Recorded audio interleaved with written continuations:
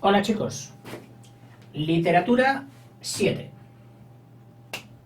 Un rey, sí, un rey, en plena Edad Media, en el siglo XIII, enterita su vida dentro del XIII, nace en el primer tercio y muere en el último tercio. Se llamaba Alfonso, hijo de rey también, como era costumbre en la época. Antes que él había habido otros 9 Alfonsos en la línea dinástica, lo que se llama la dinastía, la línea que marca la secuencia de reyes de un reinado. A eso se llama la dinastía o línea dinástica. Pues había habido 9, que le correspondía a él el 10. Y por eso la gente contemporánea suya le llamó Alfonso X, hijo de un santo, que ya hemos hablado en algún vídeo anterior, que era Fernando III el Santo, un conquistador. Y el hijo, Alfonso, que luego sería conocido como Alfonso X, sí, al principio salió guerrero, pero resulta que su madre era muy culta. Y ya sabéis que las madres tienen mucha influencia sobre los hijos.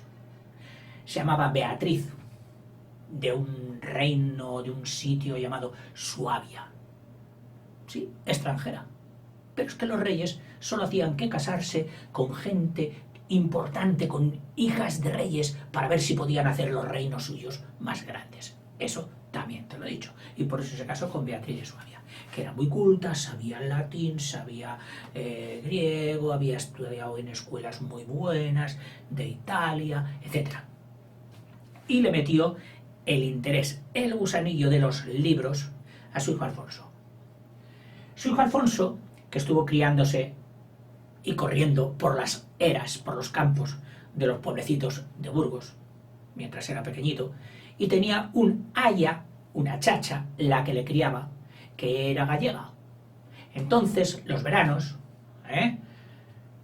iba a veranear a Galicia y allí aprendió la lengua romance típica de allí, que era el galaico portugués o gallego portugués, que en aquel tiempo prácticamente no había diferencia. Hoy hay algunas entre lo que es el gallego y lo que es el portugués, pero vamos, básicamente se ve rápidamente que es como la misma lengua, el galaico portugués, que la aprendió Alfonso. Y por lo que fuera, por esas cosas que tienen los niños que van a un sitio y dicen, ¡ah, qué bonito!, aprendió a hablar y le encantó.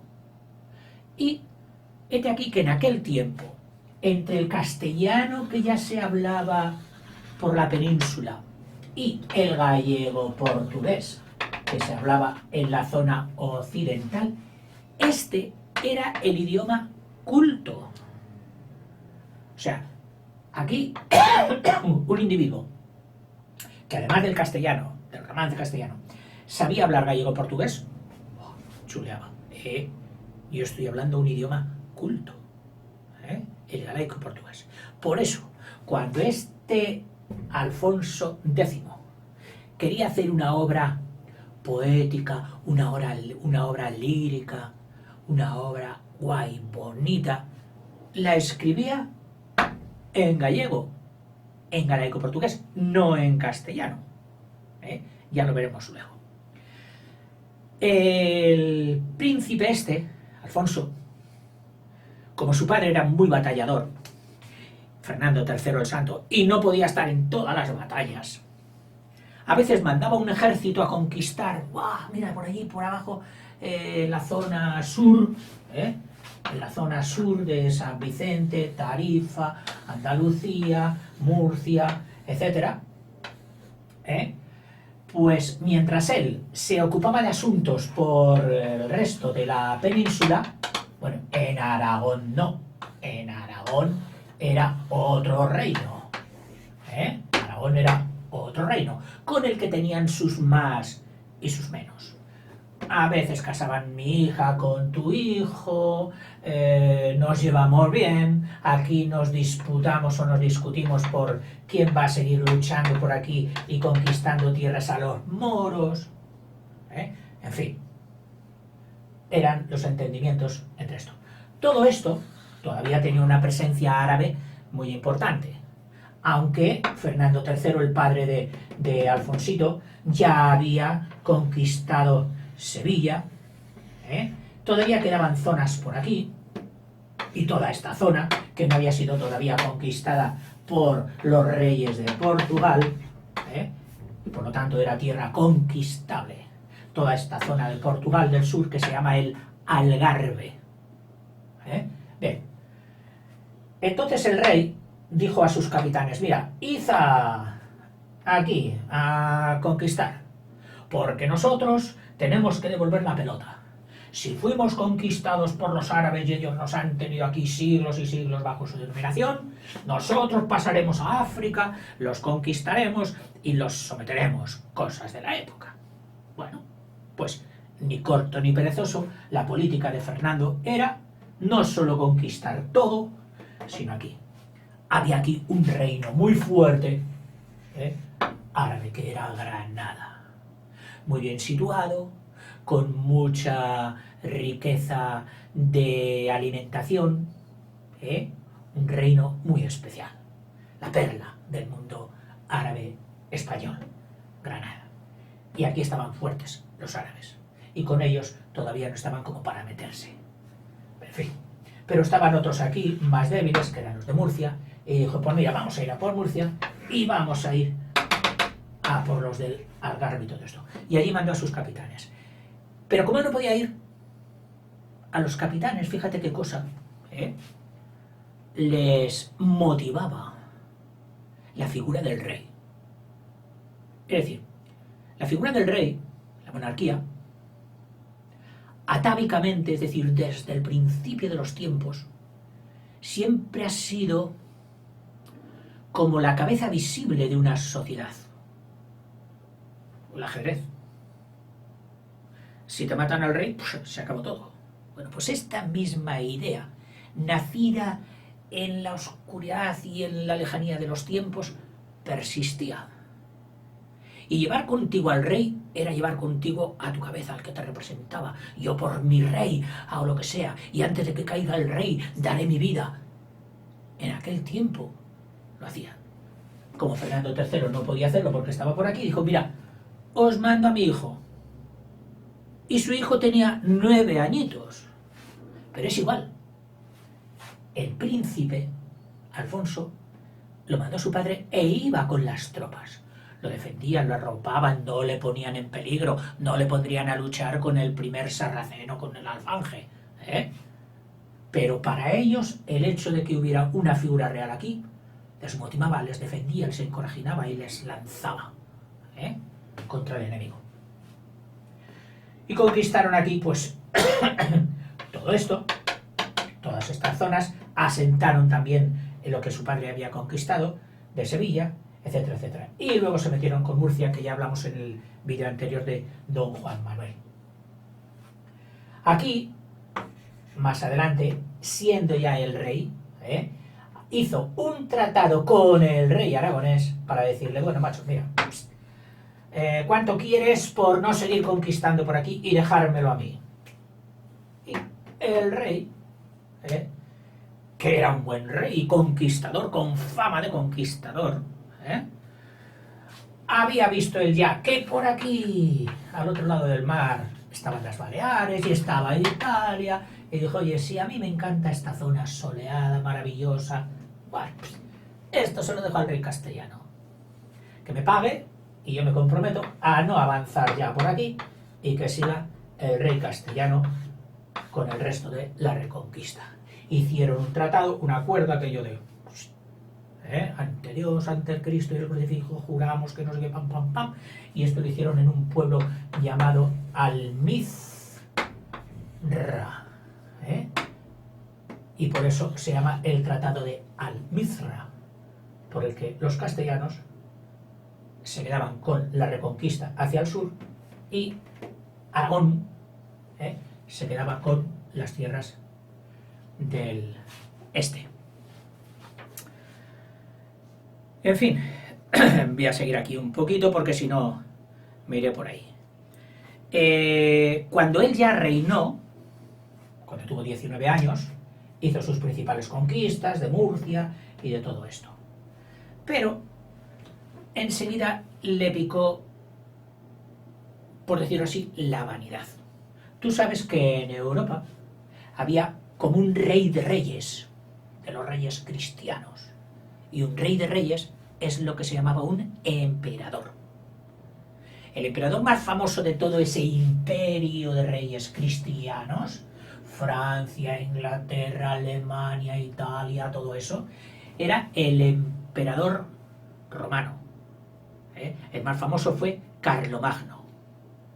Y cuando él murió, pues bueno, y para tener el título de emperador, que lo daba el Papa, yo te nombro emperador, se disputaban, todos los reinos cristianos se disputaban ese título, que luego era más honorífico que otra cosa.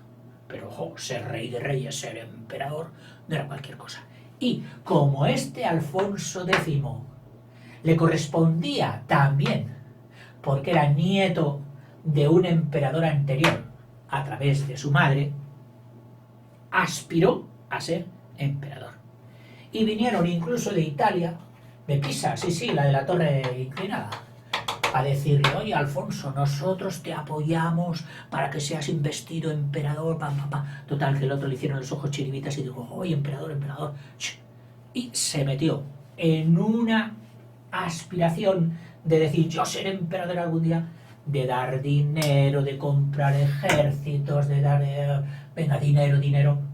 Y por aquí se le escapó, con esas ansias de ser emperador, se le escapó mucha fuerza.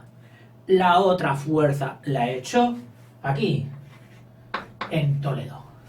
Y gracias a esta fuerza que echó en Toledo, pero ya no en armas, sino en libros y en cultura, es por lo que ha pasado a la historia. Como gobernante, al final prácticamente un desastre. Tuvo problemas con su hermano, tuvo problemas porque se le murió el heredero, hubo ahí un problema de quién, a ver quién va a heredar el trono, pues yo no, pues esto, pues yo voy contra ti y yo aquí me rebelo y me alío con tus enemigos y wow, un descalabro. Le llegaron a quitar los nobles incluso, que veían que gastaba mucho dinero con estas aspiraciones, se le sublevaron y se amotinaron contra él ahí en Soria. Un desastre, le quitaron todas las posesiones, aunque no le quitaron el título de rey. Esto del Algarve, que lo había conquistado, acabó dándoselo al rey de Portugal, porque le apoyó, no le apoyó contra los enemigos, acabó dándoselo, y él se quedó solo ya con parte de este lado de Guadiana.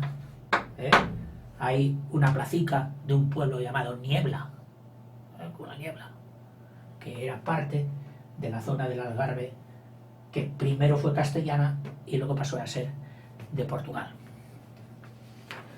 Preparó la invasión y gastó mucho dinero preparando la invasión de África, pero claro, luchar lejos de tu casa es muy difícil. Pegó unos golpes ahí, ¡puff!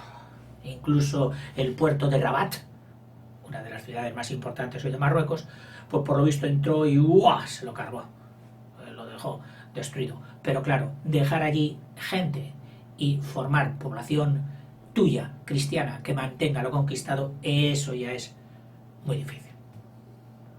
Lo hizo no solo con Rabat, sino con algunas otras ciudades, pero no logró establecerse en Italia. Es decir, les dio como un correctivo, como un aquello de ahora somos más fuertes y ahora os vamos a devolver la pelota que nos disteis. Pero no logró ahí asentar posesiones. En los últimos días hay un fracaso, el Algarve se dio, las plazas africanas no se establecieron, se muere su heredero y los ricos le piden dinero. Total que nada. Bueno, pasamos ya al otro capítulo, al capítulo culto. Aquí en Toledo, que era donde estaba la corte más importante, que era prácticamente la capital. ¿Por qué? Porque era donde más tiempo pasaba. Alentado por la rama cultural que su madre, por la vena cultural que su madre le había dejado, llama a todos los que sepan algo. Es decir, él tuvo un espíritu unificador, pero de todo, de cultura. Y claro, lo hizo precisamente unificando todo en una misma lengua, en castellano. Cogió a los mejores latinistas y los llamó aquí. Les pagó bien. Les puso unas oficinas, unos scriptoriums que llamaban entonces, fabulosos, con ayudantes, con copistas, con pintores, con esto, con lo otro, para que estuvieran a su gusto. Y les pagaba, y bien pagados. A los latinistas, a los mejores árabes. Es decir, él quería gente que supiera. No importaba de qué cultura. El saber, él decía, el saber no tiene razas.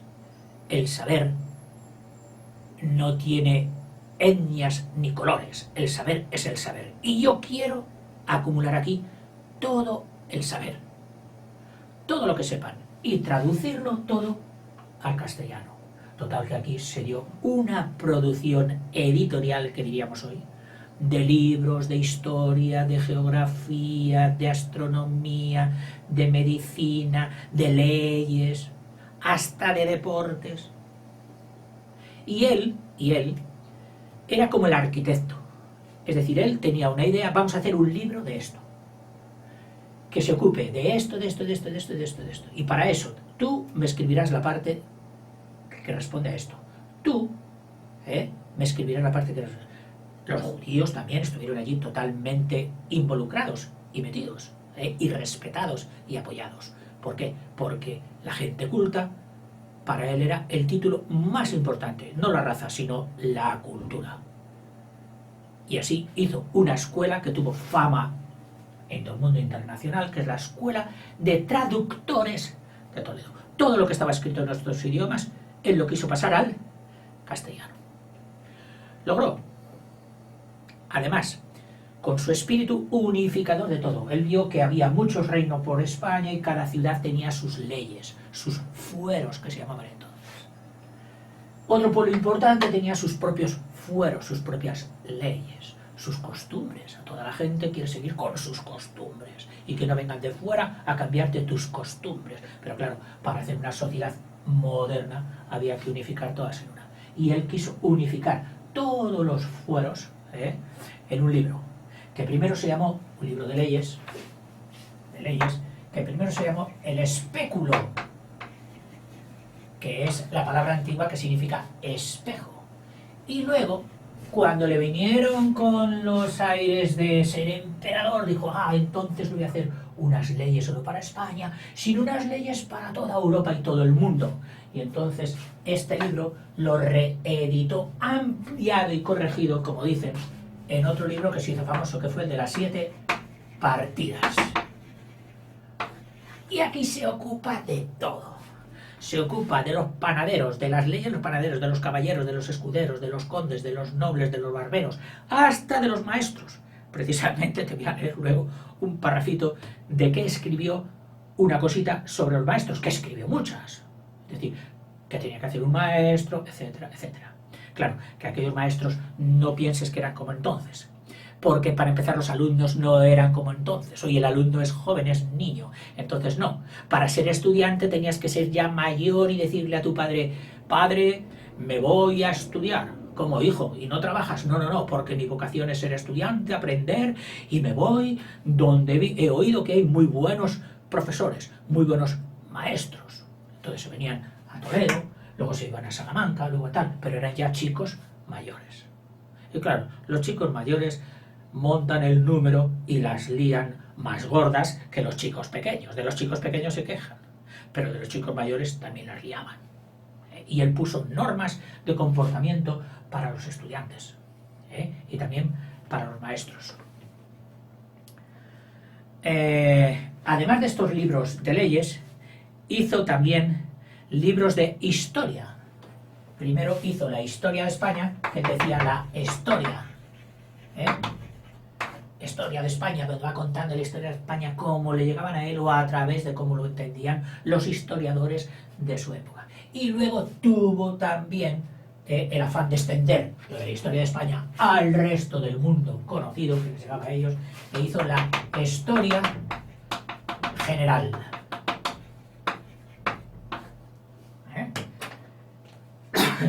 hizo libros de astronomía, de astronomía, lo que él llamó las tablas alfonsinas, de como él era Alfonso, las tablas alfonsinas. Y en estas tablas supongo pues que estarían todo eso, los movimientos que se conocían de las estrellas, que si el zodíaco, el trópico, el cáncer, todo eso, y mezclado un poquito también con, un poquito o un muchito, con la religión como tenía que ser, que en aquel tiempo ya sabes tú que lo metía todo.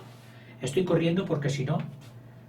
y cuando quiso escribir lírica, cosas bonitas, sentimientos, tal, eligió el tema de la Virgen, cantigas de Santa María, que las hizo en galaico portugués. Antes había escrito otras cantigas en su juventud, que eran las cantigas de escarnio,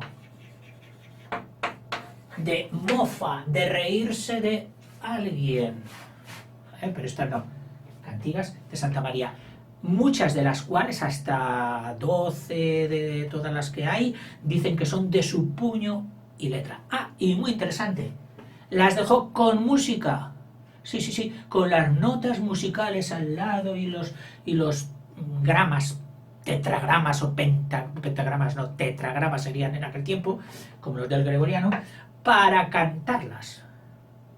Claro, esto para los historiadores y para los motivados de la lírica medieval, pues fue fabuloso. ¿Qué logró Alfonso X el Sabio? Pues dar carta de naturaleza al castellano. El castellano que acababa de nacer, que era una lengua novata, una lengua todavía no muy formada. El latín era el que se utilizaba en los documentos oficiales. Todo lo oficial, las cancillerías, que se llamaban las cancillerías del reino, todo en latín, y había que saber latín y tal. Pues él consiguió que se empezase a utilizar el castellano. Ya estaban las leyes en castellano, ya se podía, ya estaba la historia en castellano, pues en castellano se escribiría todo ya. Y quizás fue un avance importantísimo para las lenguas modernas hijas del latín, que tomó la delantera a todas la Europa. De forma que al cabo de unos años el castellano era la lengua moderna, la lengua progre, la lengua que tenían que hablar todos los embajadores y todos los cancilleres del mundo. Este fue un individuo traduce todo. Oye, hay algo escrito, a traducirlo y pasarlo al castellano. Bueno, acabo ya con un trocito del libro de las 7 partidas. En concreto, de todo lo que habla de los maestros, que tiene bastante, dice: ¿cómo deben probar al escolar que quiere ser maestro ante que le otorguen licencia? Discípulo debe antes ser el escolar que quisiera ver honra de maestro. Et cuando hubiere bien deprendido el saber, debe venir ante los mayorales de los estudios que han de poderle otorgar licencia para esto. E deben catar prioritat ante que ye la otorguen, si aquel que ye la demande es hombre de buena fama y de buenas maneras, si no, no puede ser maestro. Otros sí, le deben dar algunas liciones de los libros de aquella ciencia de que quiere ser maestro. No puede ser maestro de todo, no, de una ciencia.